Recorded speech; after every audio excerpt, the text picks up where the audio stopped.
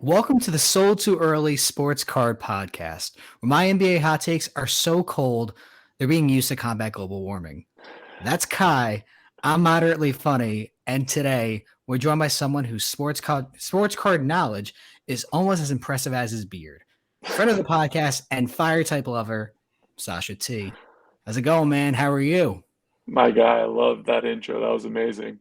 The good thing is I wrote it a couple hours ago, first try. I think I nailed it. That might be one of the better ones I've had so far. So really happy to see that I'm stuck. uh I'm excited to be here. I think this is gonna be super fun. I don't know if everybody knows we're all in a group chat together called Sold Too Early. So Well, that's what I me. Yeah. mentioned yeah, I mentioned before we started. It's gonna be interesting to see if this pod gets as wild as our takes on the group chat. So I'm excited to be here. Listen, when I become rich and famous one day, I do not need the group chat leaking. The podcast absolutely fine, but not the group chat. I will get in a lot of trouble. Touche, So, yeah. quick proper introduction for Sasha. 24,000 followers on Instagram, 24,000 subscribers on YouTube. He has owned and owns many of the craziest cards you'll see out there, especially the Charizard PSA 10. He has his own podcast called The Sasha T Show. Vlogs his daily life, card shows, whatever it may be. Runs the California card scene. And we just want to thank you again for coming on. So, hope it's a good episode. Yeah, I'm excited, guys. I'm excited to do this. All right, Dave, what are we thinking All about right. this week?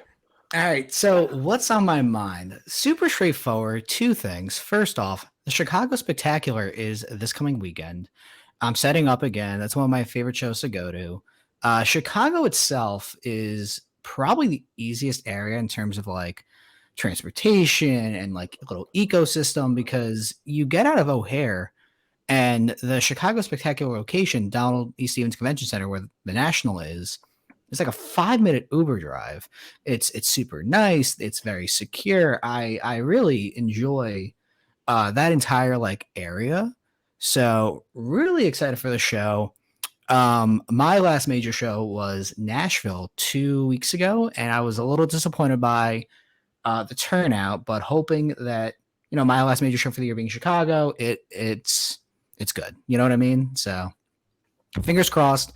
We'll have a status update for next podcast.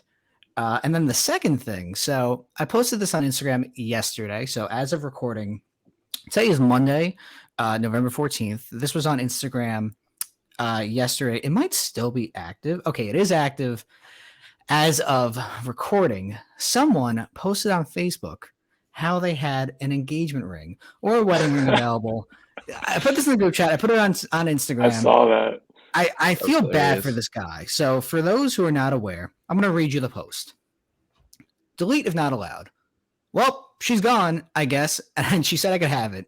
I think it's a size 7.5, 7.75, 5 or 8 carat, princess cut, 14 karat gold. He bought it new for $1,200 on sale for $2,400, and he wants $300. That man is really down bad. I did not put his name out there. I felt guilty when I posted it, but it was 70% funny and 30% I felt bad for you. But yeah, I I guess at saw that that. point, why sell it though? Dude, Yeah, exactly. I mean, listen, if you're buying an engagement ring or wedding ring half off, I have other questions, but Yeah, right.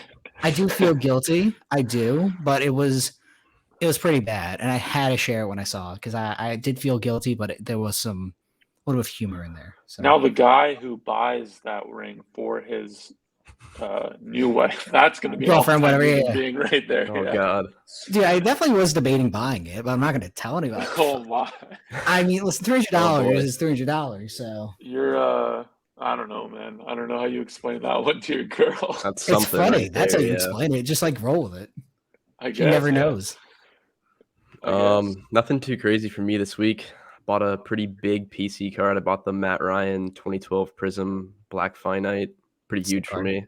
That's huge. And then my only big thought was like the NBA kind of just seems wide open this year. I mean, there's not really a crazy favorite besides maybe the Bucks, but the West is like gridlocked. I don't know. Just a lot to think about.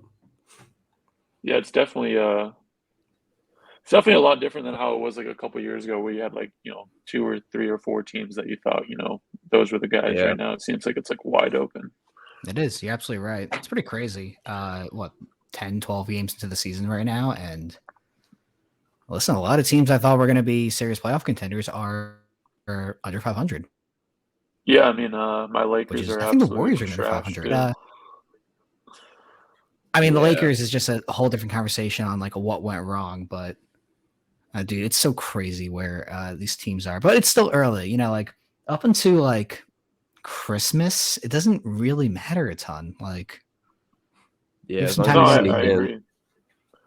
It's funny though, like everybody's kind of like making their bets in the off season, and you know, like those higher end type cards and guys, you know, posting that they got Anthony Edwards or whatever, and Yeah. it's interesting to see where the market is at on some of those bets right now currently. It's down. I'll tell you Yeah, that. A yeah. lot of it's I was trying to down. say it. I was trying to say it nicely. But it's true. Nah. Unfortunately, No, dude, 100%.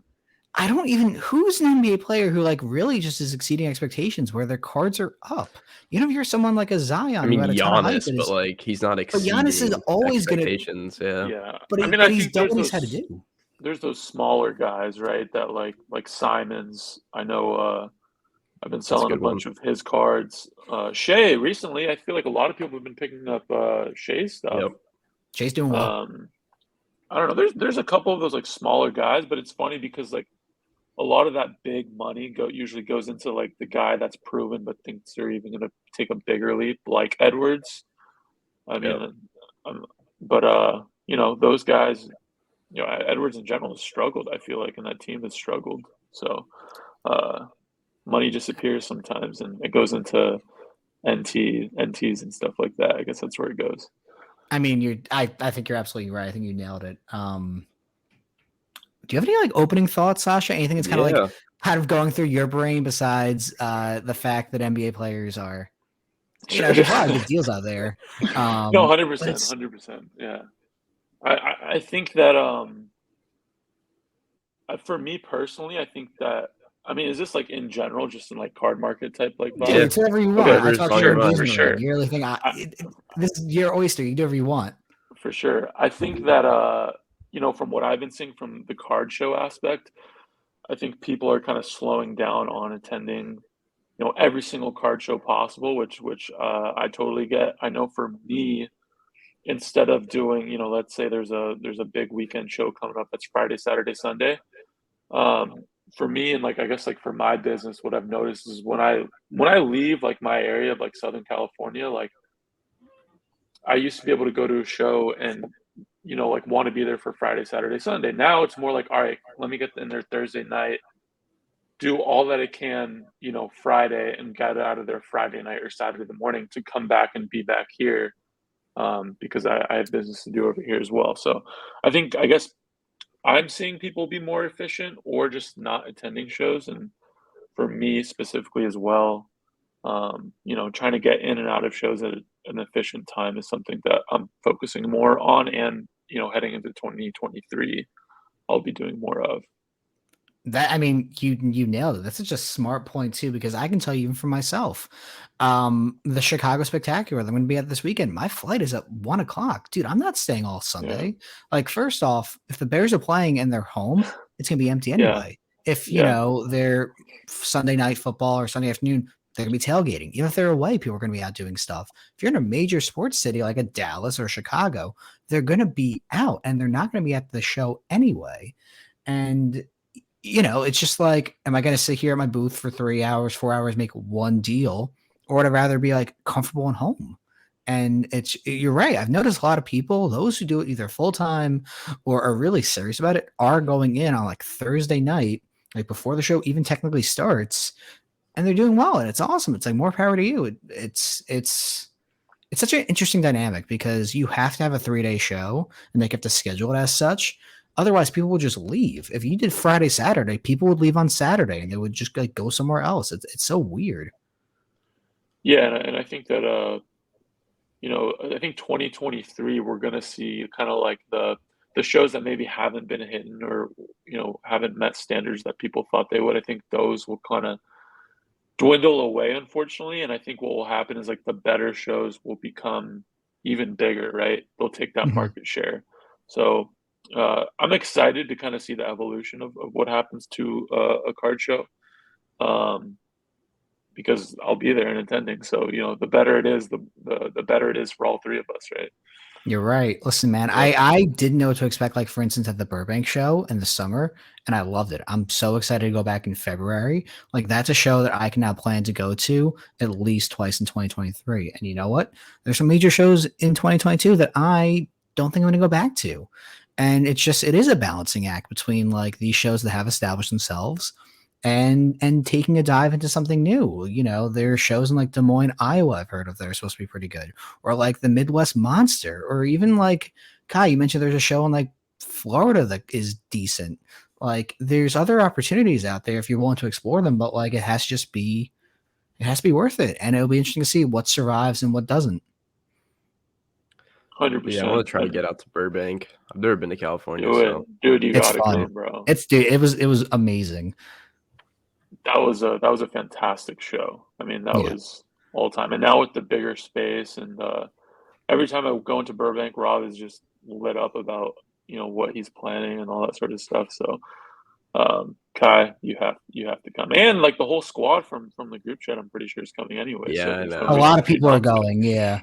The one concern obviously is the fact it's Super Bowl weekend, but like listen, if Sunday's a wash, at least we're all together, and like whether we have a house that we're renting or like a hotel room or like a party, quote unquote. Dude, I'm flying home Monday. Like fuck it, I don't care. Like I'll take off work. Like it's more fun that way. Like that's how Yeah, you stay for all 3 days, no matter what. yeah, and I feel like a lot of people like want to come out to California, and now this is like an excuse of like a good show to come to for like business, and then maybe take the family too, right?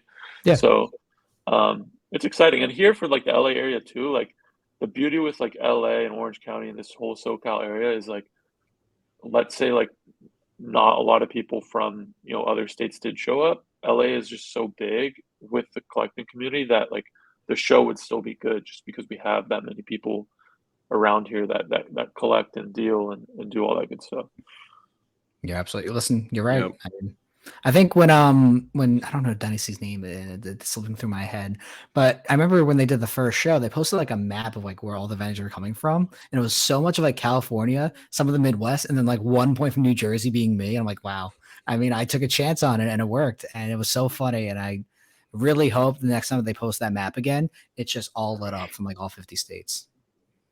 Yeah, I mean, I'm pretty sure that like they've already sold out for their tables too. So it's Good. like it's crazy, right? So I mean, it's exciting to see, and for like me, like when there's always shows in the Midwest and places like that. It's nice to have a good show just In your right down the backyard. street. So Yeah. yeah, Yep. because you always see the guys at the National that like bring all the wax and like have all that stuff, and I'm like, how do they do that? And they're like, well, they just drove down from wherever, and like, damn, like you get so much upside of just being able to drive or bring wax or whatever it is. Like, so to have something in California where I can do that is cool. Yeah, definitely agree. Shifting gears a little bit, NFL. I don't know how much you guys watched this weekend. What'd you guys I think? watched Red Zone, which is basically my NFL experience. I've gotten so spoiled by 7 hours of commercial-free football and nothing like that. So, listen, my favorite part of NFL Week 10 was how Jeff Saturday, who is now the interim coach for the Colts, 2 weeks ago, Sasha, I'm not sure if you saw this, he was tweeting how the Raiders sucked and like they were like a bad football team and all this crap. Then he gets hired by the Colts and he plays Oh the wow, Raiders and he beat them last week or yesterday, I should say. that's So electric. I really love the fact that he was talking shit and then backed it up. So easily my favorite part of week 10. That's amazing for the coach. Shout out to the coach. I mean, was Yeah. that his first win or? So First game, yeah. he's never coached in the NFL. He's never coached in college. His one coaching opportunity was either like his kid's high school or some random high school, and he had a losing record. So like, yeah, man just like got hired by Jim Irsay because he was, their center for a decade or whatever it was. And he beat the Raiders in his first game, which is really funny. Yeah, that's electric. I did see like maybe it was on TikTok or Instagram of like him like basically defending himself because he did get hired. Yep. He said like, "Oh, I'm So trash. Like I might be completely awful, but like the only way we'll find out is by doing it." I'm like, "Yeah, no, that's that's a respectful. good Like you're mindset right. right there. Shout out to that dude. Shout Yeah, out to the coach. Yeah, stemming off that, Matt Ryan got to start again. That was pretty cool for me. But Let's Justin go. Fields, dude's balling. What are his cards looking like? This card's tanked, bro. Holy shit. Remember what they were like over the summer they were trading at? I feel like Yep. everything tanked though, dude. Hype will outsell production every single time. It's bad when you're hyped and then you do trash, but like True. think about all the guys that are moving in the offseason. Trevor Lawrence, Zach Wilson, Mac Jones. Oh my god. Uh Mac Jones is so brutal. yeah. Mac Jones is dirty. I sold all my NT Mac Jones at National and I felt amazing. I was like, okay, like I did like I got in where I wanted to get in. I got out, I did a little bit of my Correct. Good football like answer. Good stuff job. and then I saw like the prices of what they were at like 2 weeks ago and I was like, this is dirty. So This is like crypto dirty. it not only that too, but like there's an argument to be made that the backup Bailey Zappi is potentially better at the very least. When he was starting, there was like a 2 or 3 week period where he was starting.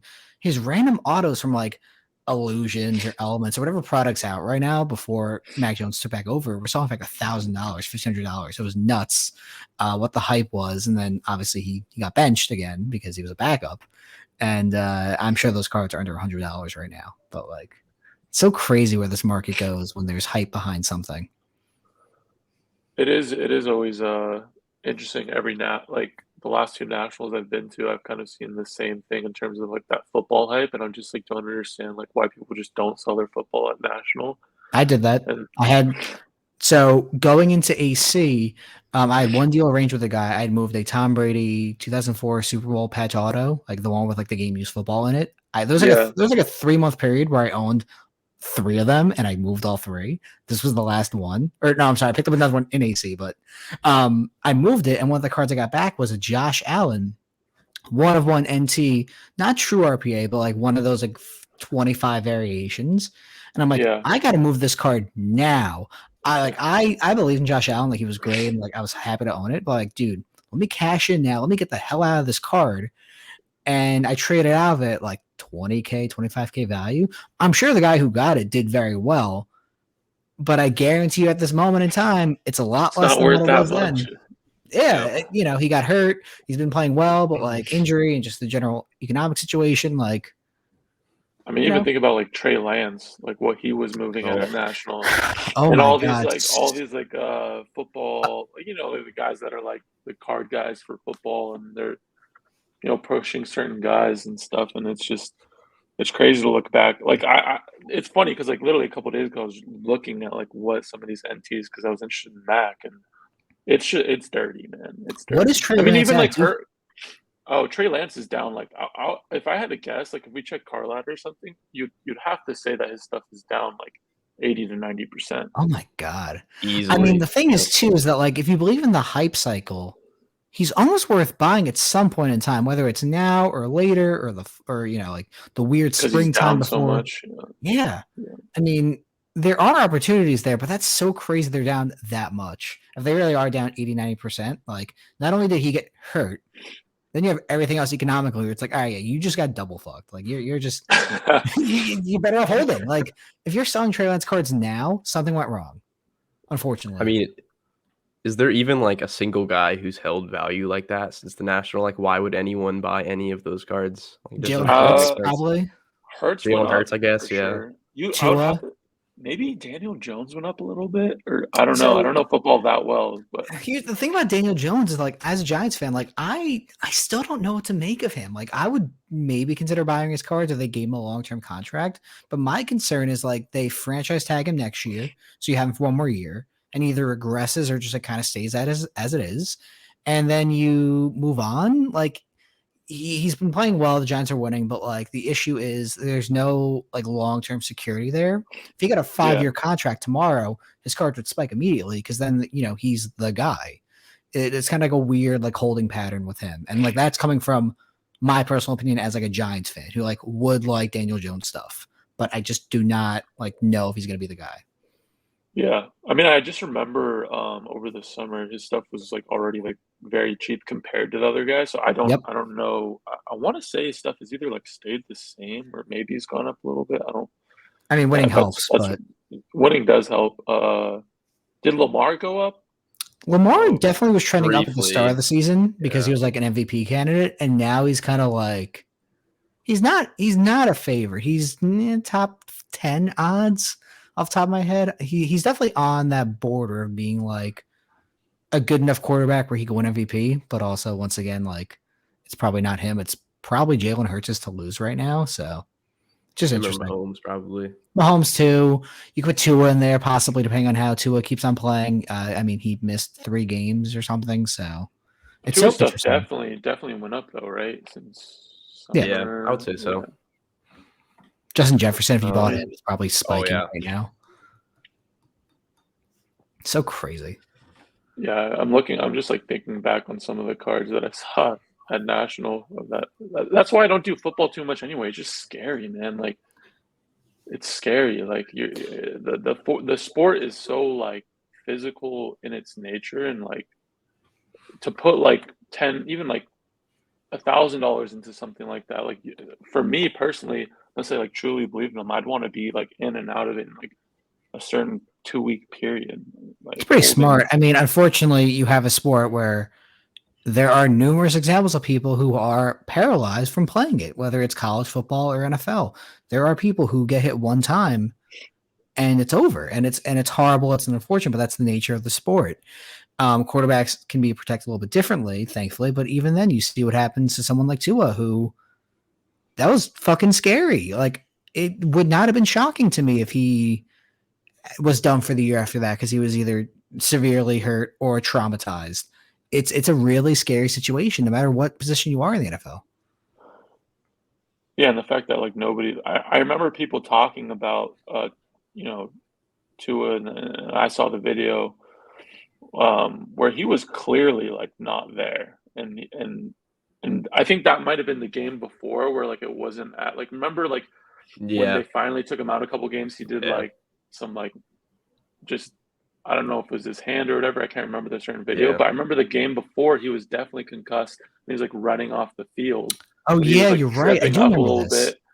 He And then stumbled. the next game after, that's when like the more kind of violent video came out Yeah.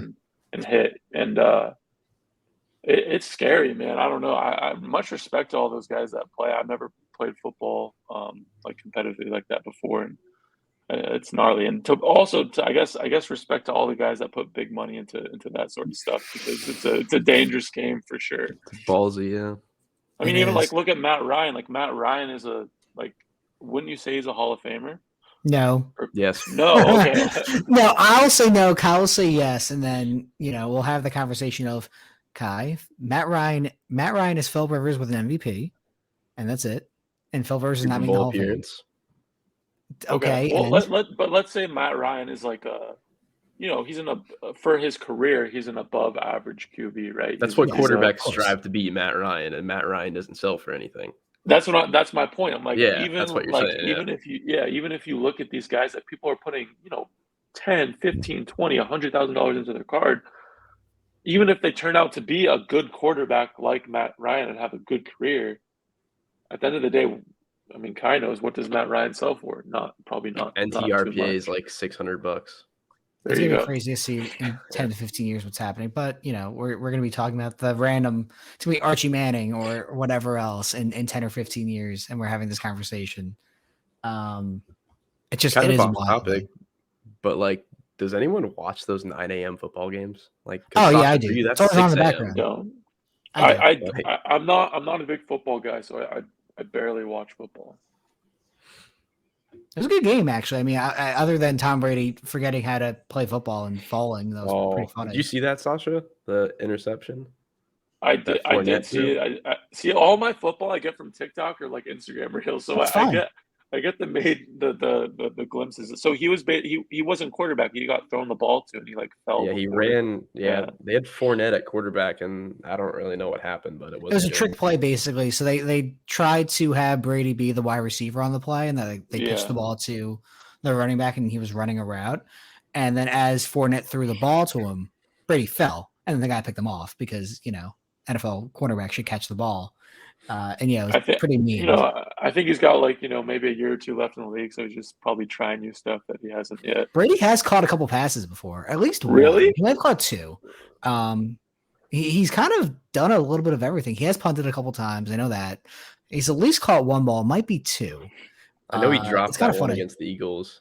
He did drop one against the Eagles. Yeah, he's definitely had some funny moments, but he has caught the ball before. He's not the most unathletic person I've ever seen.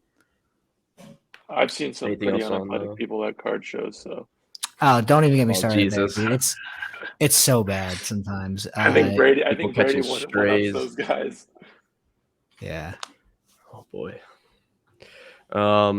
PWCC, Sasha, what are you seeing there? You know what? I think the Luca logo man is doing very well considering the market right now. Yep. Very well. I mean, not for nothing.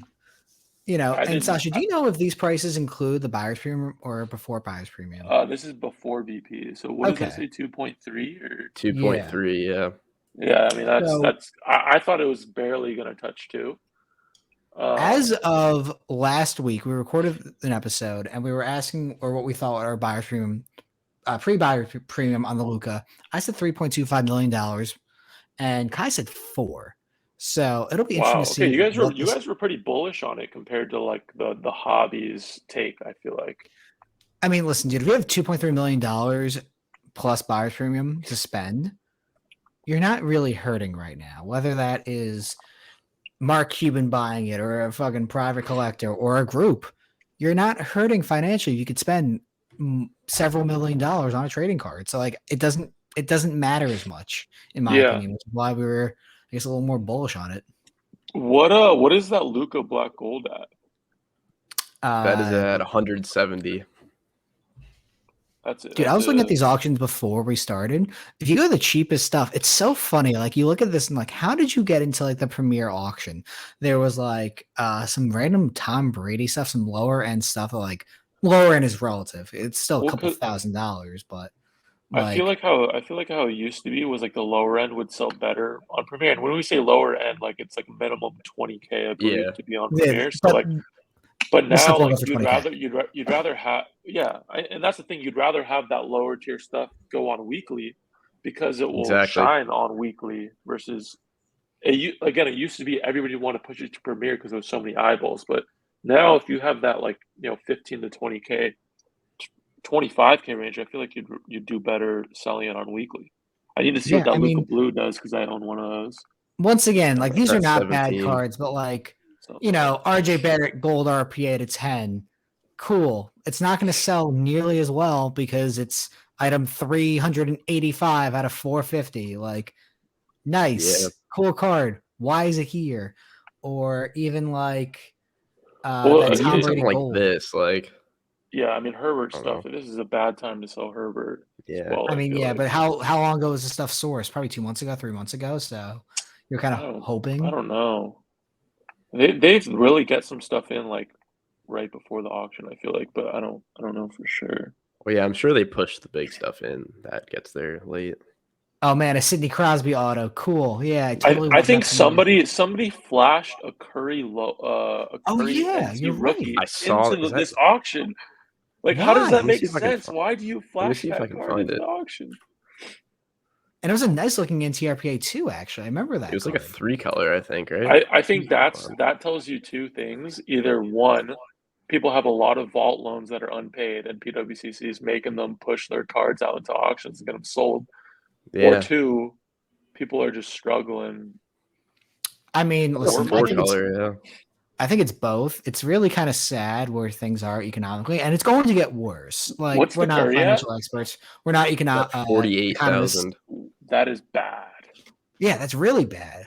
And this ends in about 3 days.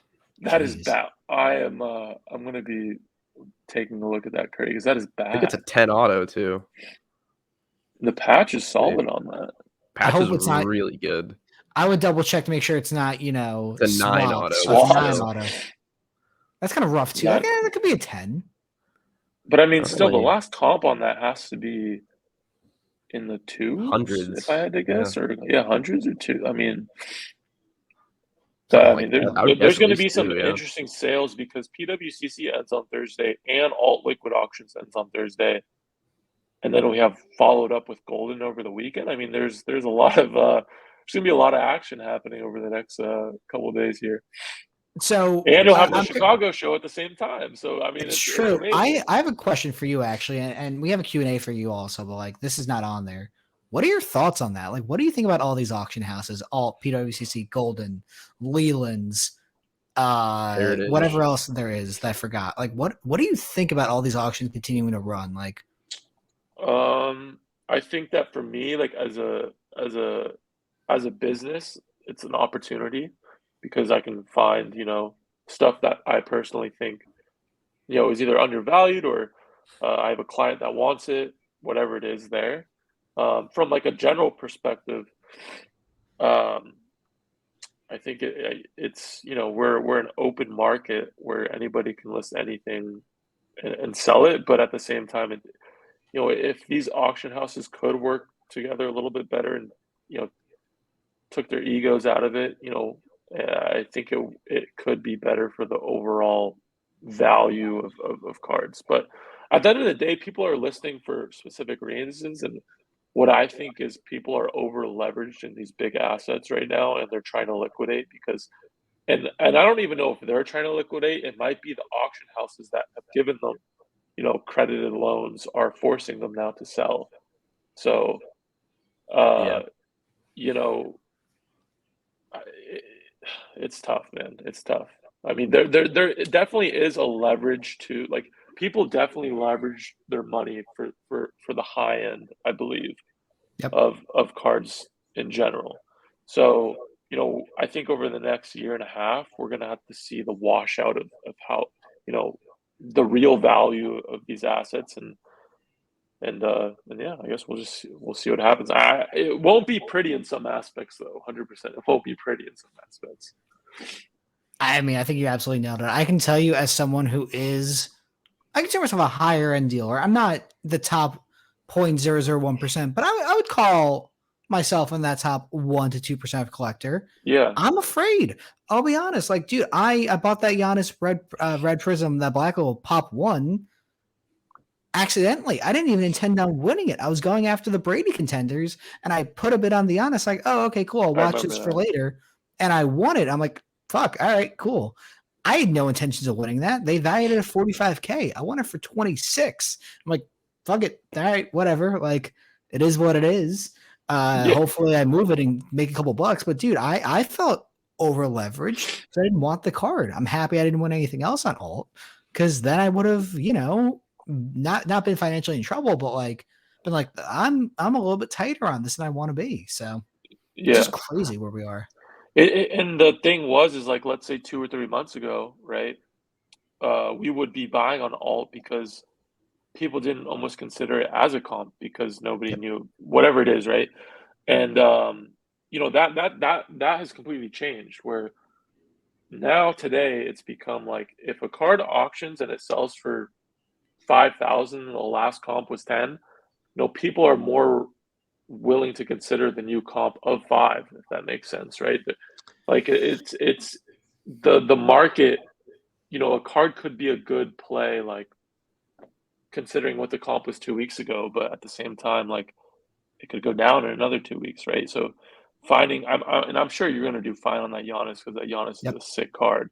That is like a true collector card, right? And I think that's a big factor too. Like, what are these true collector cards that actually have people like willing to buy it, right? That is a collector that's not going to flip it. Those are the plays that I think there's money to be made in this market. But at the same time, you really, really want to be careful. 2 years ago, you could buy anything and go up, anything. It was a bull market. It was going up. So you could have bought in Kyle Kuzma base PSA 9s and 10s, and it went up, right? So yeah. So funny, dude. Bo Bowls are going up now too. He's playing well. So I have we'll see somebody how. looking for a Bobo, so if you find Are you any, let me serious? know. God, Yes, I do. Yes. It's That's funny. amazing. This market's fucking crazy, bro. I'm telling It you. is, but like, part of me really enjoys kind of like where the market is a little bit downer because like I can or down because I can afford stuff. If this was a year ago, dude, that Giannis might be 60, 75K because it's a pop one black label. I would have had no shot of affording it. Now I own it, and it's just like, all right, well, can I get something that I wanted to own a year ago that was 200K, but get it for 30, 40, 50K? I don't know, but we'll Yeah, find and out. but you're bringing up a good point of like now it's cool because you can go into a card show, spend $4,000, let's just say, and actually pick up some really cool stuff. Yeah. You can Yep. before 2 years ago, you go for $4,000, man. You couldn't get shit. Get Like it 2 was Lucas tough. Silvers. Yeah, Get it a was get a weird. Mahomes Silver Prism PSA 9 or Alonzo Ball one color RPA maybe or Yeah, whatever. so I mean that's the beauty of it. Like now, like everybody was always like, "Oh, I wish I picked this up, 10 years ago because that was the price then." And now, like we're heading into like a period of like, okay, like you might have an opportunity now to pick up that card that you've always wanted at a really affordable price, right? So, it's going to be cool to see how I feel like how it all shakes out. And I'll be Did sitting you on the sidelines watching. did you collect as a kid or like when did you get into trading cards? Um, I like had like a small like just like baseball cards and stuff as a kid, but I wouldn't really call it like collecting at all. I literally got in when I was in college because I just needed money to pay for school. So So that funny. was that's how I got into So it. rather than stripping like girls would do, you were just flipping baseball cards and whatever else. Yeah, so I had Yeah. I had a job and I just wanted some extra money. So that's how I got into it. And then I ended up going to a trade night and I met, it's funny because the first trade night I went to, I met like Blaze. I sold Luca base PSA 9s to Blaze, and then I met Coleman there. And I met Chris HOJ and Christina, and I met Shia, and I met Brett who plays at USC, who's in our group chat. Like I met Nady. Like I met a crazy amount of people in that like one trade night. That's so good for you. It I was mean, cool. I think I met Nady like he was like 14 or 15 years old at like the Chicago Spectacular, ironically, of like 2017 or 2018. He was set up. He had like an entire row of like Kobe Bryant patch autos, like all flawless or immaculate or whatever. I'm like, damn. And like somehow we became friends. And 5-6 years later, we're all growing and doing well and like either looking at this as a business or an expensive hobby or both. And Yeah. it's really crazy how far. Yeah, I remember that train night too. Like I would look at like these guys' cards and I would be like, what the fuck? Like these guys have to be drug dealers or something. And it didn't make sense to me. Like even at the time, if the most expensive card there was like $3,000, like that was crazy to me. Like it, and now like to see like kind of like our group and see like where we're all at, I don't know, it's cool, man. Like it's cool to kind of like be in this and have people like in the same industry as you to be able to like I don't know share the journey with. I don't know, but it's cool. Well, I don't think I never directly considered anyone in our group chat or anyone in general like our competition because there's so much to go around. Like if you buy a car that's 20K and you get it for 10, you know what I'm gonna do? Hey man, good shit. I'm happy you made some money. Like we're always gonna try and encourage each other. Yep. Which I can't always say is always genuine and outside of our group chat or people who are not considered your friends. But I will say, at least in the Sold Too Early group chat, we all genuinely do want each other to succeed, which is super rare in a business that is cutthroat as trading cards, which sounds stupid to say out loud, but it does sound true. stupid, but it is definitely cutthroat for sure. But yeah, I mean it's cool. Like especially like like let's say I don't know a certain set, right, or whatever, a certain vintage card. I can go in the group chat and I can ask a couple of the guys, or if they don't know something about a certain Kobe auto, or like I can help, like whatever it is, right? So it's cool to be able to have something where we're all just kind of in it and be able to help each other out and have a good time at the same time. Yep, couldn't agree more. Time for a little Q&A. Yeah, which we've kind of been doing anyway, but we did write down these are like 8 or 9 questions here. We'll go through them in as faster, still as an order as it needs to be. I guess Kai, you and I will switch off asking them. I'll start. So, Sasha, first question.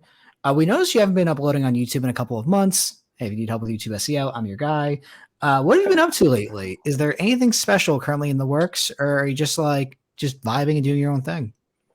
Yeah, I've had a lot of people like ask me that at shows too. Like I would just say like I'm honestly just I think one thing that people don't maybe necessarily like, understand like is I like actually do this like every single day like as a business. Like this is like how I make money. So like it has been pretty hectic the last couple months, and it has been really, to be honest, like enjoyable of not having like a camera around 24/7 and just like doing my thing and you know, having a good time, man. I really enjoy this business, and it's really cool to meet you know, so many different people in this industry. But um, I will say that they're you know, whether it's a pod or vlogging again, I definitely will be doing some more of that, but I don't think it will be like a kind of like everyday thing like how it was like 2 years ago. I think that was like a really Unique special time. moment. Yeah, it was a unique time for sure, and it was a special moment where I had my boy Kyle, like, you know, and he was with me like 24/7. Um, so that was a cool period. But yeah, I definitely will be doing, you know, content. It just probably wouldn't be at that scale. I just really like for me, like I know that you know, I enjoy the business the most. Like I enjoy like buying, you know, finding something that I've been chasing or buying a card for $10 and moving it for 15, like that aspect, like I enjoy the most. So The other deal and the um flipping and the selling and the trading yeah, and yeah. like that's what I'm like, that's my main focus, I guess, at the end of the day. Like I don't like you know, I've had the opportunity to like meet like some like content creators and influencers, like not in the card market, but in general. And like I see like I saw like what they're doing and stuff, and I was like, I don't want that life, man. Like that, like to me, like that's not like what I enjoy. Like to me, like I'm cool with like going and traveling and meeting up with people and doing deals. Like that's what I enjoy. Like that's what makes me happy. So So you don't um want to be famous, but you want to be successful, which I respect. That's how I feel too, at least in that way. yeah, I mean I would yeah, I think success over fame for sure. But I do think that like I have a passion for like kind of like helping people at the same time. So like I felt like with the vlogs, like it really did help people like kind of either learn about the industry or see what it was like at a card show. Like that was always like the main goal of the content. Was like seeing if this content could help people in a way, right? So um but again, I still will be, you know, doing content. You know what's funny is I watched have you seen those like watch guys on TikToks where they're literally like flipping I watches like have. in Yep. I have not, so I'll leave this That's to you all two. over my For You page it's all recently. right, and there it's very like it's like a 15-second clip, and it's just like back and forth negotiation Yep. and like a sale. And I was like, damn, like that short form content really does hit like in terms of like negotiating. So I do think like I could like literally do something like that for cards like every single day. Like that's easy. So like maybe like stuff like that for sure. Um and maybe like focusing more on that like shorter form content, I guess. But you got to watch the watch guys, Dave. They're legit. Like it's crazy though It's their margins. entertaining. They're Do I have like my they're like watch over here? they're Oh, it's over there. they'll like be into a watch for 20,000 and move it for like 20.2. Like Exactly. Yeah. it's Maybe like very thin $100, mark, $200. which is like Yep. reminds me of like the wax side of the business. But it's crazy how they're just like in there like grinding it out. It's entertaining. I don't want to do that hashtag grind. Like it's just not for me. No, I I want to look agree that smarter. that tight margin is tough, but it's entertaining to watch. I would say Yeah, for that's sure. fair. I don't want it to be my money. Like I'm all about the smarter side of the business, not the harder side. I don't want to work at all. So Yeah, but So that form of content is fun to watch for sure. for those who have never been or don't know, how would you describe the card scene out in California? What goes on? It is. There's a lot going on. So, like, just to give you an example of how the week goes, you know, Saturdays and Sundays, there's usually like a show or two always going on. usually in the Orange County area, so that's just south of LA. On Wednesdays, there's 2 things going on. There's a place called Diamond Nine Sports that's a card shop for part of it, and the rest of it is like just like a bunch of 6-foot tables, basically like a card show, like 60 tables. So there's a card show there on Wednesdays. It starts at 3, ends around 9 or 10. And then Sick. there's also damn, I'm blanking on the name. I can't believe I'm blanking on the name. There's one more like big card show on Wednesdays, and it's on Saturdays and Sundays as well. And I can't believe I'm blanking on the name, but I totally am. I feel so bad right now. But if you're in the SoCal area, you know what it is, I guess. I'm gonna try to look it You're up. busy 3 or 4 days out of the week with either trade nights or shows. Yeah. Or, I mean, like for me, from like what I do, like I go up to LA once a week. I try to knock out all the stuff I have to do in LA once a week, whether that's, like going to Burbank and, me and Rye, like we'll plan out our deal so I can just get there and we'll do it on one day versus like, let's say 2 years ago, I was there like 3-4 days a week. Wow. So again, I feel like that comes back to more like the efficiency side of like, all right, like I need to get this done. Like for example, like I was in the Bay Area on Friday. We got there Friday, came back Saturday, and now I'm going to LA tomorrow, and then I'm going to Las Vegas on Wednesday to do a deal. Then I'm coming back Thursday, and then I'm going to Long Beach, and then I'll figure out if I have time to go to Chicago Friday and come back Saturday. That's So what I'm doing. crazy. But you do this full time though, so like you're able to be your Yeah, own this is the only boss thing in a I am way. doing. Yeah, I mean that's Yeah. the beauty of it. That's the beauty, I guess. But I'm still feel really bad that I'm blanking on this name right now. I don't think this is You'll good. give him a shout out when you remember it, or if you look on your phone. But I have a lot of respect for you, man. I could never do this full time. Maybe it's I think you because could. I think you for sure could. okay. Let me rephrase it.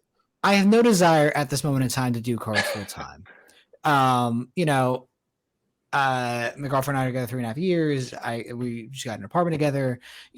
I could financially handle everything for a while if I had to, and I quit my 9-to-5 job. But I love my job. I'm good at it. I work remote, and what else could I really do in a 9-to-5 day basis that I can't handle now? More processing of lower intermittent inventory, traveling, day to day to do stuff, I guess. But like, I'm not interested in like the New Jersey card show scene. The local stuff here is just not that good.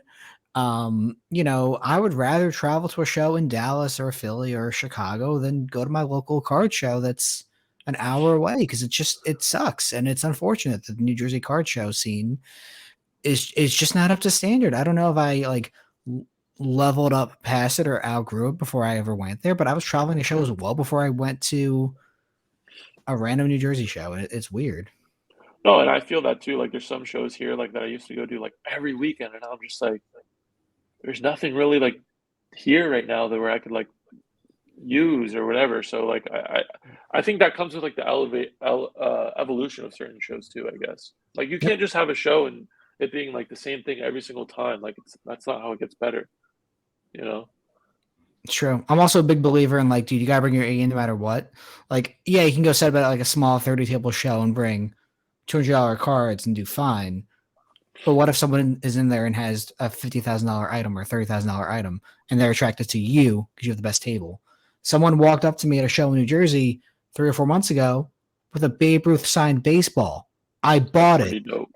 You know why he came up to me? Because I had the best stuff in the room and he saw that my showcases were serious. And he saw that I was a serious buyer and we made the deal happen. That's that amazing, doesn't right? happen. That's that sick. doesn't happen if I have $200 stuff on my table. He's gonna think about that. That's what it's all about right there. It's that hunt. That's he came to me. Yeah. That's it, yeah. Now, you didn't have to do much then. Damn, no, I had to make sure it was real, and it thankfully was. Yeah. I intend on moving it eventually, but for now, I have no desire to do so. And I remember the name. It's Frank and Sons. I can't believe I forgot that. But yeah, it's on Wednesdays, Saturdays, and Sundays. Shout out Frank and Sons. Okay. Next question was about day-to-day life, but you kind of already answered that. This next question comes from CJS Sports Cards. And I actually really like this question. I think it's super interesting. Do you believe people offer you better deals in person or at shows because of your status as a hobby influencer? If so, is it every so often? Is it once in a while? Like, how do you get that vibe, or how is your experience, quote unquote, when you are making deals with people, solely based on the fact you are this like hobby influencer type? Um, I would say no, definitely don't get better deals. I would say that like, how do I word this? I would say people know who I am, so they're like more inclined to go to me because like they have like that trust, right, of like knowing who I Okay. am. I would say here in LA, yeah, like I built a ton of relationships with people. I do a lot of business with every single week. I take their bad inventory and their amazing inventory. So they're just like I've done like at this point, like I've done like a lot of business. Like I feel like with like a lot of people that go to shows. So like I have that relationship with them, right? So I guess if that gets you better deals, then sure. But I would say like the being like a influencer, like getting deals, it just I don't think it works like that. And also at the same time, I hate the word influencer. Like I hate it with a passion. It sucks. What would you rather be I'm called? like I don't think I'm an influencer in a way. Like if you really look like if you hung out with me for like 2 weeks, Dave, like you'd be like, no, like you Just a work, guy. like you have a business. Like Yeah, yeah, listen, dude, I have a lot of like respect for what you do. So listen, you're not pumping NFTs or crypto to me as far as I know. So you're not influencing my wallet, but you do have an appearance and you have this aura around you that you are generating interest in trading cards. That is something that you do yeah, have. I So do believe like yeah, like I promote the industry. Like yeah, that's what I feel that's your like you that's what I feel like I should do. You know what I mean? Like yes. I think that's a positive thing to do. I think there's been like a huge like negative connotation on like influencers like recently though. Like I feel like you guys have seen that. Cover I've seen that. yep. And from some aspects, I think that's like it was. I wouldn't say needed, but I understand like where it was coming from, right? Um, for what I would say, like if anybody's like looking like at me and like what I do, like understand that like I actually like do this as a business. I put money into this industry, like I put money into these cards, like my personal money. So I would say like if you'd want to look at me like as like a mobile card shop in a way. Well, you're gonna hate this I love next that one answer. then. It's a really nice way of wrapping it up.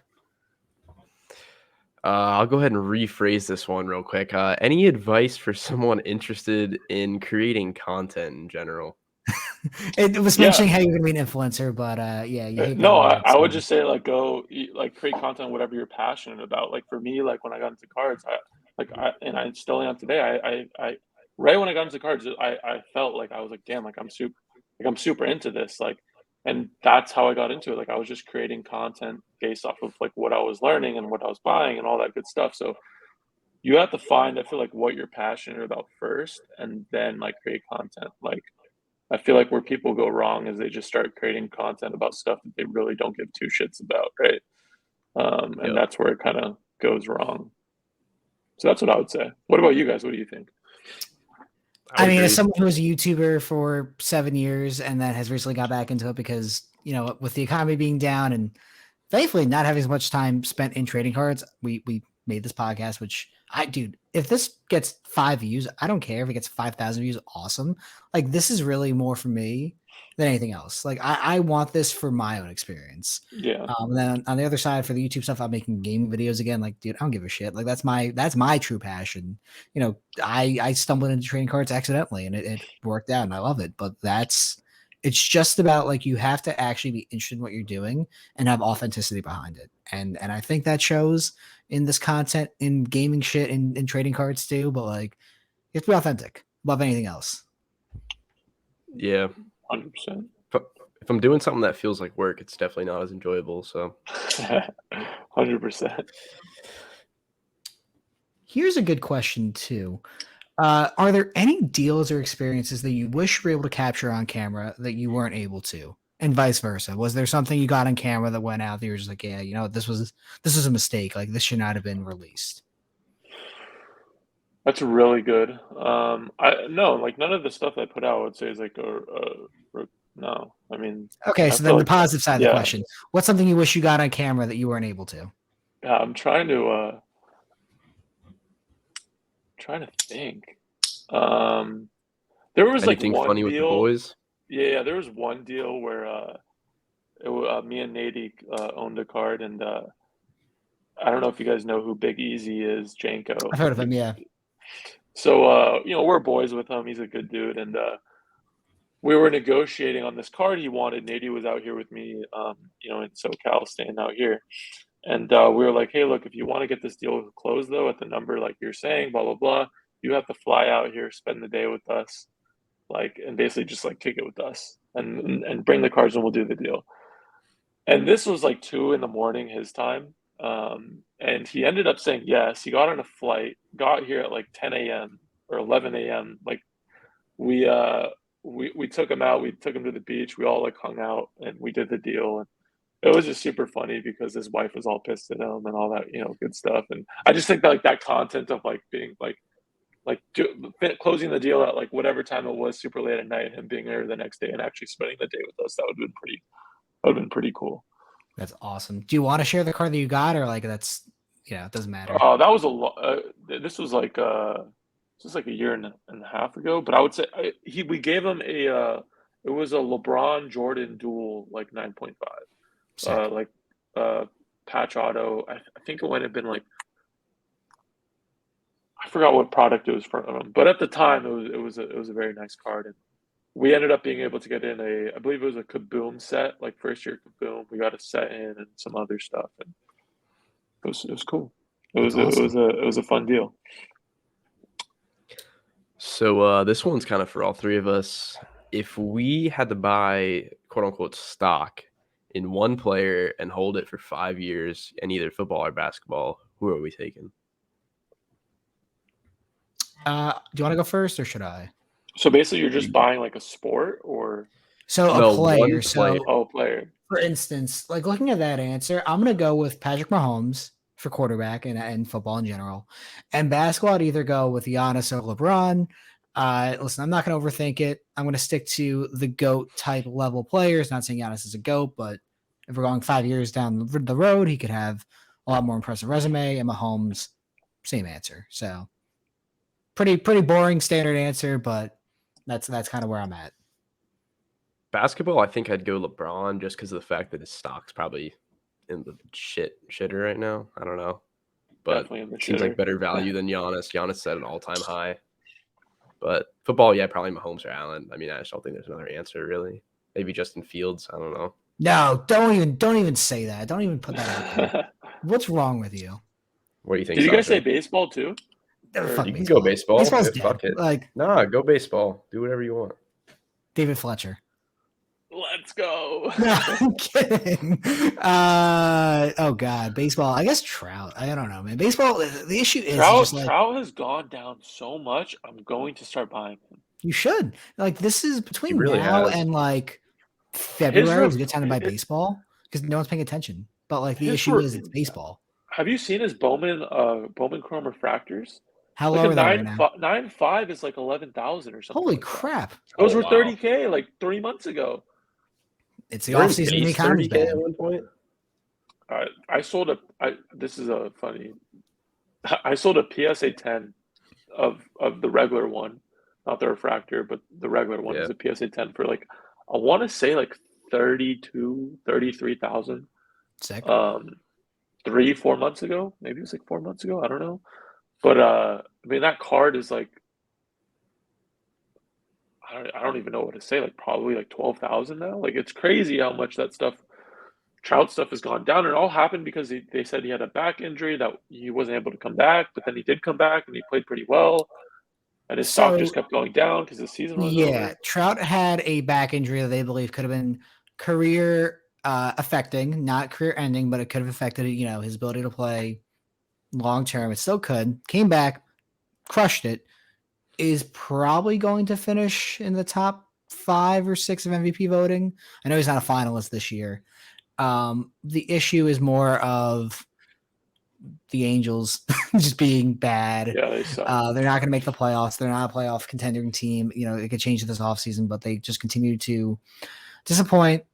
If Trout stuff is that cheap, I might have to jump in too because I really think he is the modern day Mickey Mantle, and that's not an exaggeration anymore. He's continued to dominate, and now he's going to be 31 at the start of next season, I believe.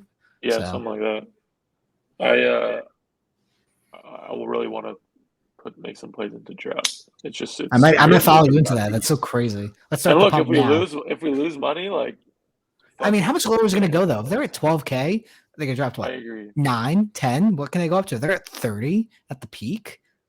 You know? I agree. I mean, it's there's a lot of stuff though that has dropped like that. But when you think like for my area, like trout, I just know like that stuff sells really well like around here too. So it's just like it's weird. I think a lot that has to do with it too is like people are it feels like are low on cash in some aspects. So Yep.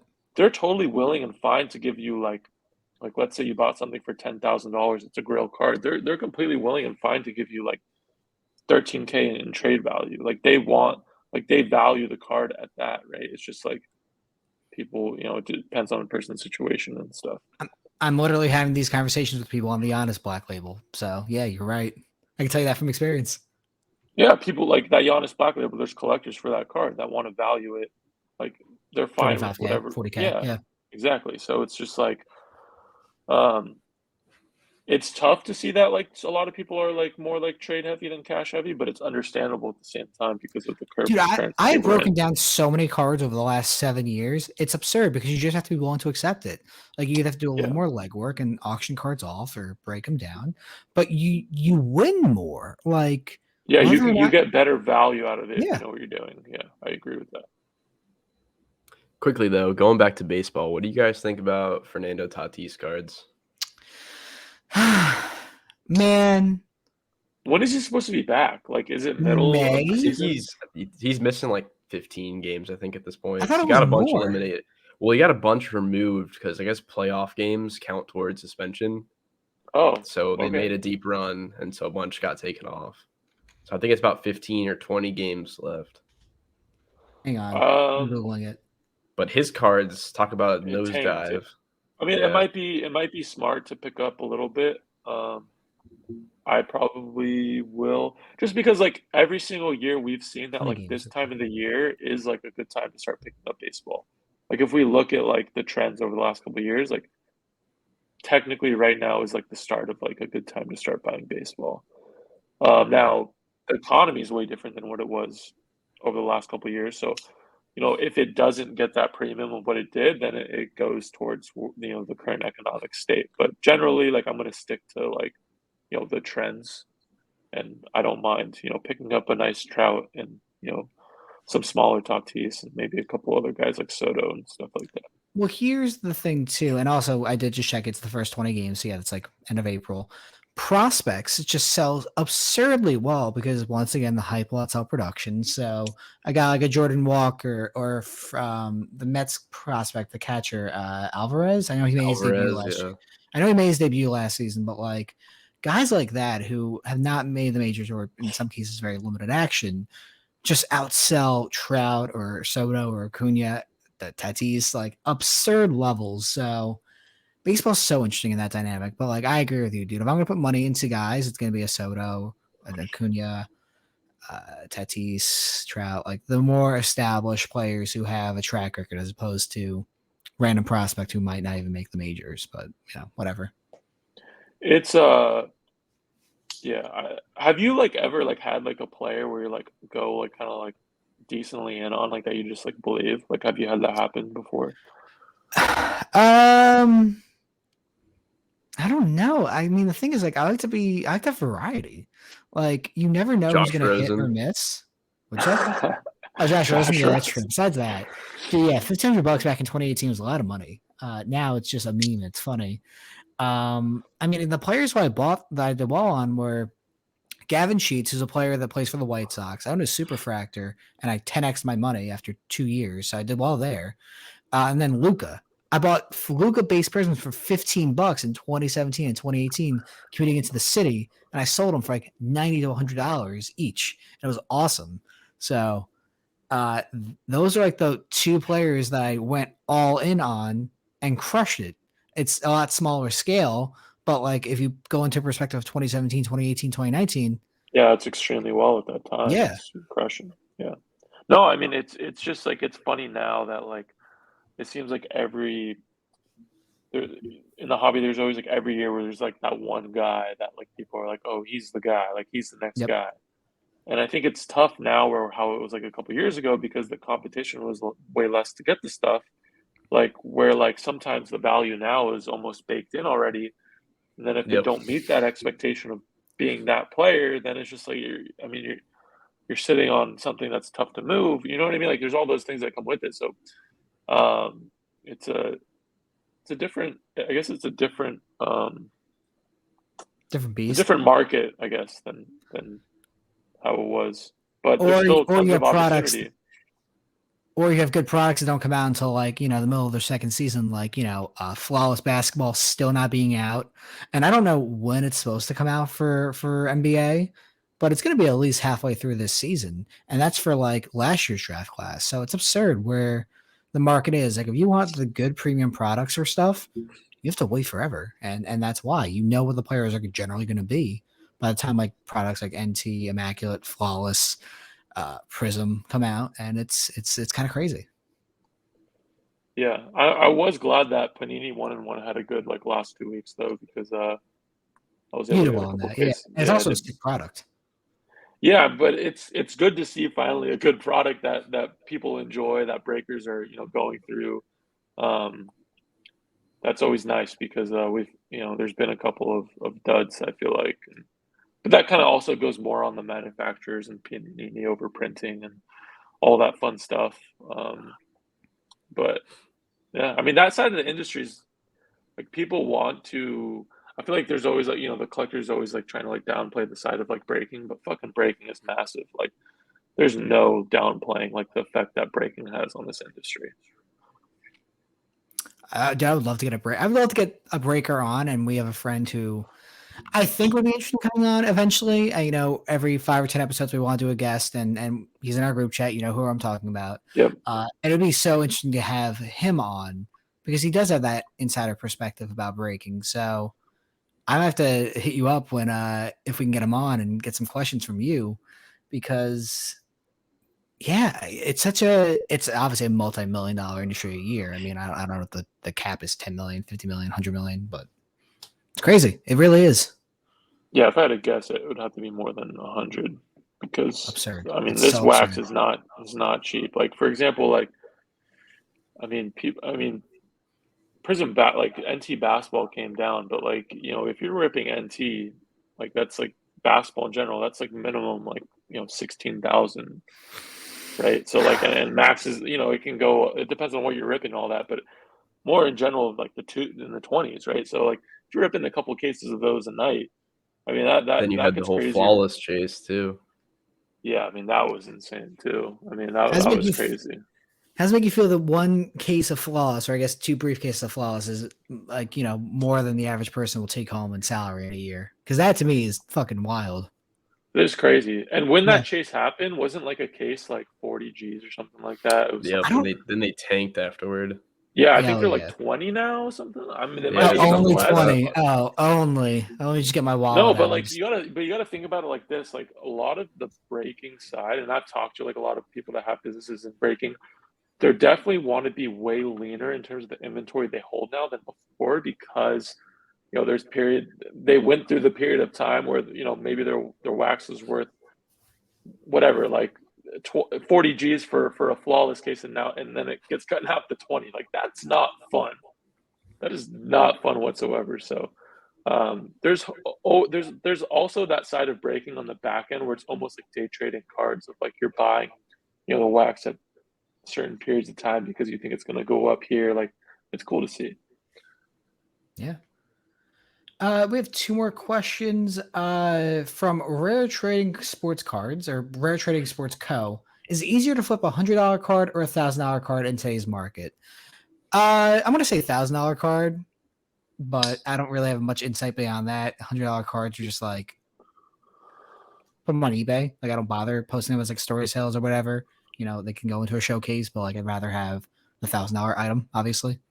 Yeah, I would say that if they're both like the same, it matters more about if the card's liquid or not. So that's Yep. what I would Exactly. say. Yeah, So it matters it what it doesn't matter. is. Like if it's liquid, then they're at the end of the day they both should be easy, right? So I don't know. Yeah, I agree. Matters more so what it is than Like if you have a like a 100 or Kwame 1,000. Brown card, like that's gonna be a tough Kwame sale. Brown logo man. Excuse me, you mean you have a Compared Josh to Rosen 1 of 1 impeccable? Hey, that's in a strong collector's hands though. That's never I gonna go fucking hate anywhere. you. forever home. I'm always a little So upset. got a fun one to close it off. This is actually from Aiden, so you can tell him about this when you're done. But if you had to pick one card, and it can be baseball, basketball, football, whatever, under $10,000 to keep for the next 10 years, what card are you taking? I would buy a first year Kobe flawless patch auto, Ooh, That's a good which good one. choice. I know that I could get for under 10 because I sold one for under 10 recently. So that's what I would buy to hold for sure. I'm gonna steal one of your answers. I'm gonna get a Trout Bowman Chrome Auto. I guess it's gonna be a 9.5/10 because obviously Beckett sells like shit forever. I'm going to hope on the fact that 10 years from now, if HGA doesn't take over, maybe Beckett can stay in the solid second place. So give me a If I Trout. had to, yeah, if I had to guess, that Trout probably would be worth more than the Kobe too in like 10 years. But Kobe's my guy, so I got to go with Yeah. Kobe. But Once again, you're also a collector as well, so might as well enjoy both. But 100%. What about you, Kai? Matt I think I Ryan would will just win. go with nope.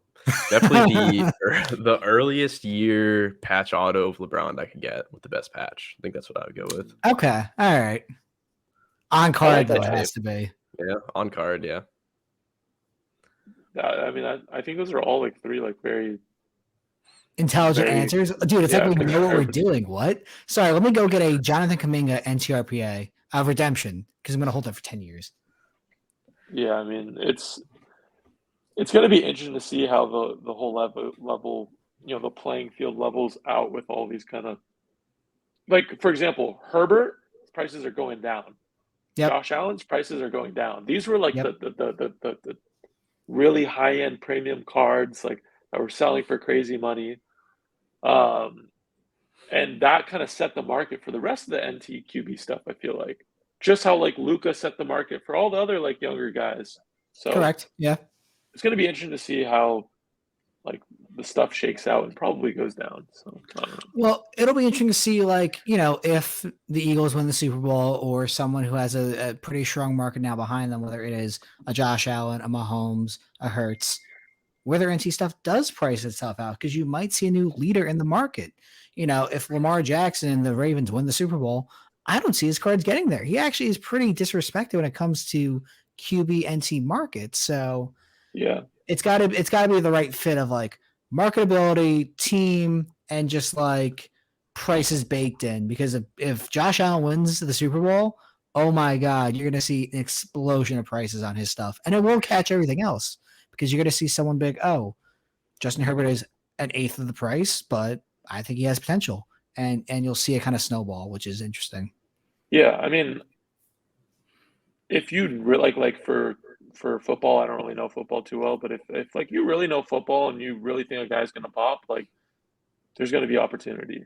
At the Yeah. same time, like if you're just like kind of stuck with some of these higher end cards and you can't really move them, like I would say like get out of it now versus waiting because it most likely will only get worse.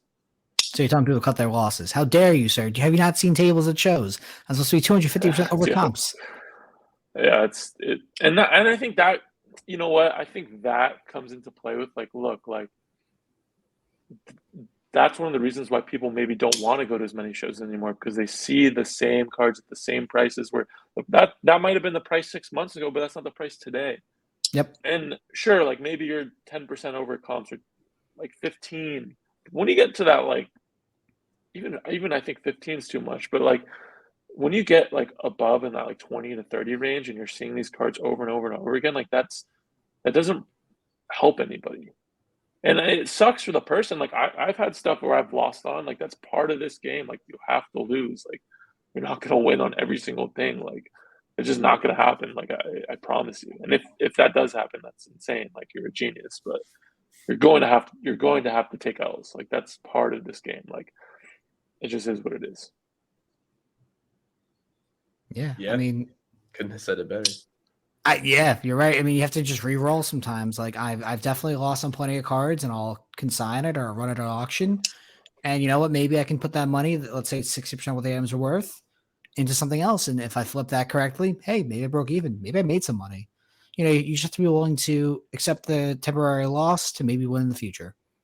100%. And that keeps like, you see like a lot of people like hold certain stuff and like it doesn't help with their inventory. Like even if you lose on items, like just getting that new inventory in, I think is like good because your customers can see new stuff and you have more of a shot to actually make money, I think. Yeah. All right. I Anything mean, else? yeah. Any We good? closing thoughts?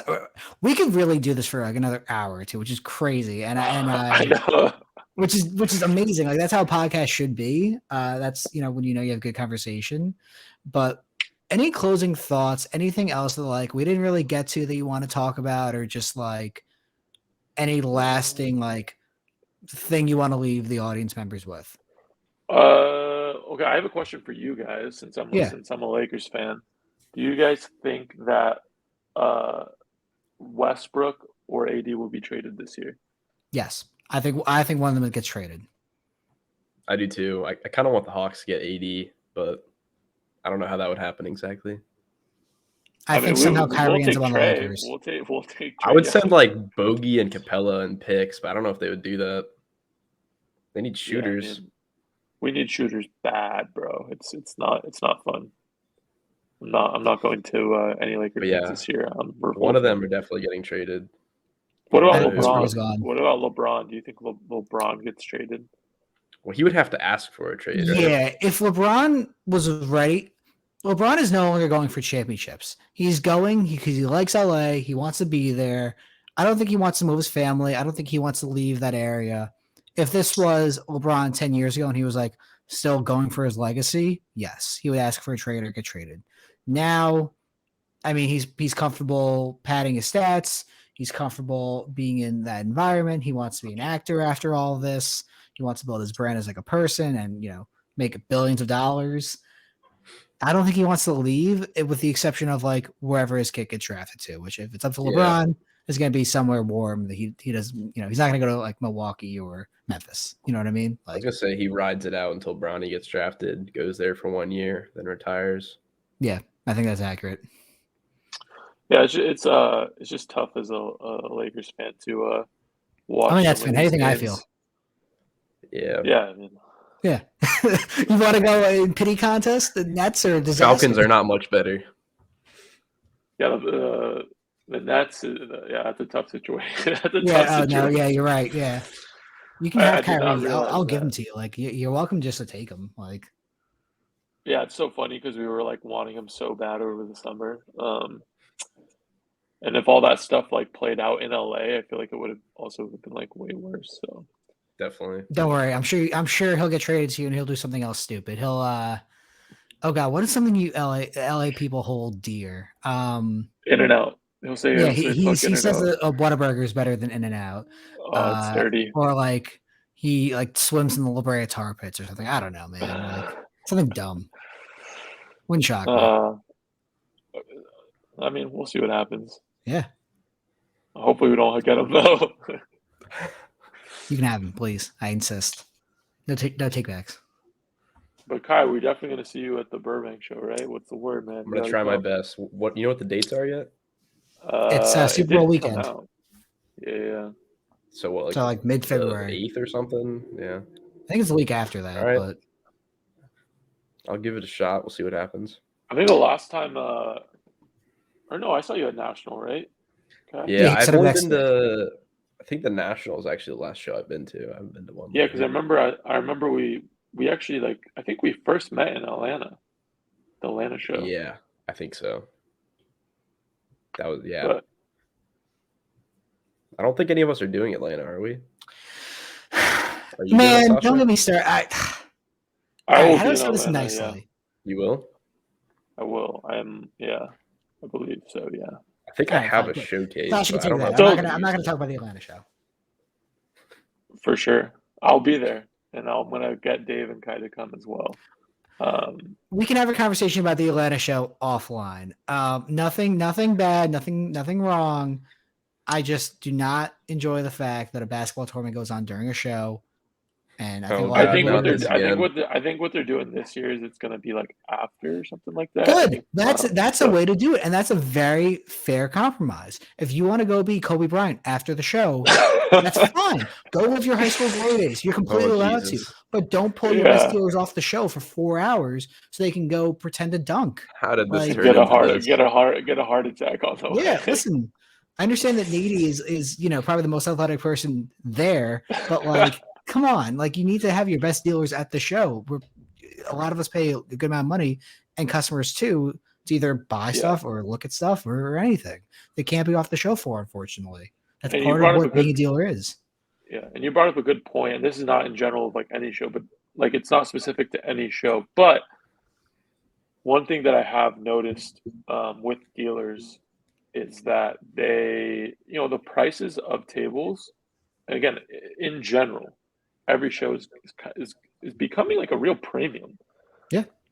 Um, the Burbank show, I believe, was like $500 or $600 to set up. I will gladly play that again because of how good of a show it was. And we were bitching about it too. We're like, why the fuck are they charging much as Dallas? Like, this is absurd. Exactly. I remember being like, yeah, It was kind of more than aggressive. Dallas, right? It was Yeah, more it than was. Dallas. And I was like, that's a little aggressive on top of like But the flight and the hotel. And obviously it was yep, worth it. I'm going back and I'm setting up and I'm going to love it. But but yeah, I that's the remember saying reason. like, yeah, this is absurd. But they created an environment where it was a good show. So, Yeah. like for you, Dave, like you're going to be paying, let's say like $800 $3,000 round probably. trip for a flight. Yeah, another like 1,500 for whatever expenses and Ubers and hotels and Yep. food and like it's not cheap. Like going to No. a show is not cheap. So what it comes down to is the show actually good or not, right? Because there's only so many times a dealer is going to lose money before they're like, hey, like I think I'm going to skip that one, right? Well, Whatever it is. So even the Nashville show, which I said last week I did not really enjoy, I still made money because of the fact that I'm friends with Mikey and Tyler, who gave me the best deals I did at the show, which was that MJ, James Smith, Naismith dual auto, and the Mickey Mantle King Griffey Jr. dual auto. 2 cards I've moved already. Made some profit. Thankfully, show was paid for right there. And then on top of other small deals. But yeah, even that show that was not very good, I may still consider going back to because it's a little bit cheaper, and I like Nashville as a city. But somewhere like in Atlanta, which if it wasn't for Lucas and Kai, I would have done awful. I would never have gone back because it just wasn't a good show. If you're telling me different information, then I consider it again. But as it stood, the one time I went, it was just like, why are we pulling the best dealers off the floor? Why are the tables empty? And this is not cheap. Why are we doing this? Yeah, I mean, I had a good time last Atlanta show. I'm excited for the next one. Prism God seems like he's really gonna make this one special, and Awesome.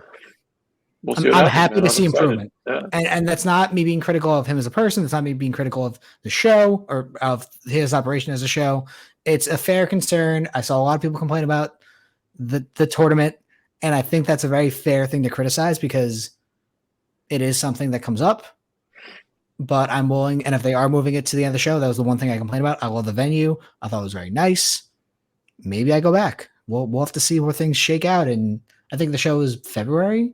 So yeah. And you know Yeah. what's funny is like now I'm looking back at like all these shows I've gone to the last couple of months and like which ones were like kind of good and which ones were bad.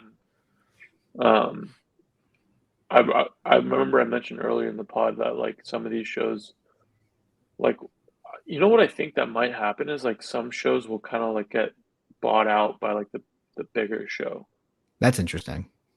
I can see But Like that. how would you get bought out though? Like there's I not. don't Just know if it's like brand a it. buy, yeah, like rebrand or like basically they take over like because I mean for me like outside looking in and actually attending these shows like it's very like it just seems like natural like it's just like business in general like if your show's not doing good but you have like a certain location space that like I don't have I can then therefore give you an offer for your show that's struggling and boom I've either bought out that show they're never going to have it again but I get the market share or I have that shows too but it's rebranded right so I don't know. Yeah, I get it. I mean, the obvious solution to that is like showrunners, just like auction houses, should actually kind of work together. For instance, the next Nashville show, and I know I'm referencing Nashville a lot.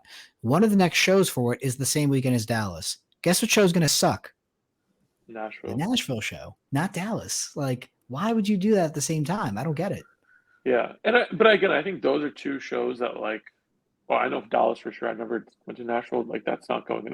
That's not going anywhere. Dallas is a staple of like a show. That's why are you going. Why are you going against the Goliath? You're not going to win. So like, why are you only hurting yourself? I don't know. Yeah, I don't know how that all plays out. I do think it's funky with like all these like promoters and why it isn't worked out. Like, why not pick up the phone and make a call or do something like that? I just think that with how the market exploded, like people looked at as like a show as an opportunity to make money, which look, this is a capitalist society, like I mean makes sense. But yep. At the same time now that we're going through, we're like, hey, look, dealers aren't making as much money as before, and stuff is getting tighter with the economy. Like it's either some shows are going to disappear or some shows are going to get bought out. I don't know what's going to happen, but shit's going to get real. And listen, this is where it's better for all three. It's better for all three of us because this is where the real money's made. Anyone can make money when things are going well. You have to really know what you're doing to make it when times are not as easy. And you know what? I welcome the challenge. I really do. 100%. Well, right. Listen, that's everything I have. That was an amazing episode. Yeah, really. Like Sasha, we could have kept going for another hour, and I feel like. I told you it was going to be just like the group chat. Like, well, that's exactly it too. And like whenever you want to come back on, you're more than welcome to. So like keep that as an open invitation. I mean, we'll try and do a notable guest every 5-10 episodes. Like I said, thank you for being the first one. I think you absolutely crushed it. I really appreciate your time. I know we both do. Open invite whenever you're welcome, whenever you're feeling up to it. I would love to do an episode with like 5 of us.